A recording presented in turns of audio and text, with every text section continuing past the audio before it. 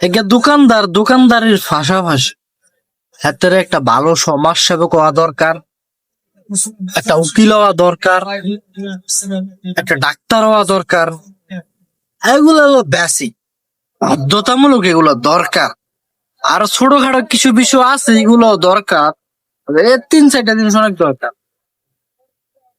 কারণ ধরেন আপনি ব্যবসা করবেন, দোকানদারি করবেন, তাহলে টুকটাক বাকি যাইবে, এটা স্বাভাবিক।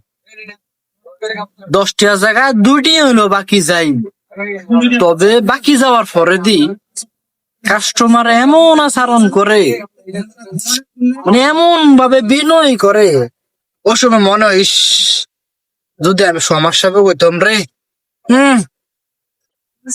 এটা তো এক ধরন গেল, আরেকটা কিরবো, এমন ভাবে সমস্যা ধরে রাখবো।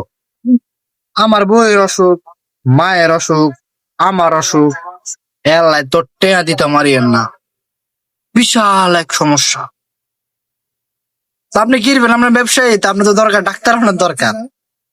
হাতে আপনার তো বাকি নিছে, বাকি নিবার ওরা দেখিয়া মানে তার বউর অসুখ, মায়ের অসুখ, হ্যান ত্যান কই মনে করেন গেল।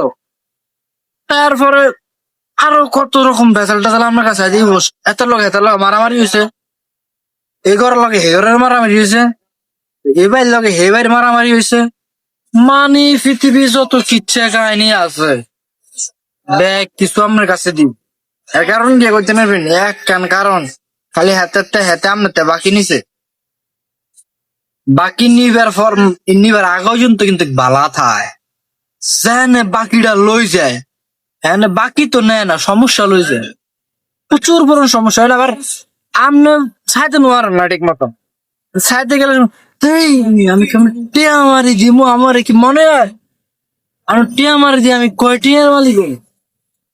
দেখি হিসেব অবাক লাগে ভাই।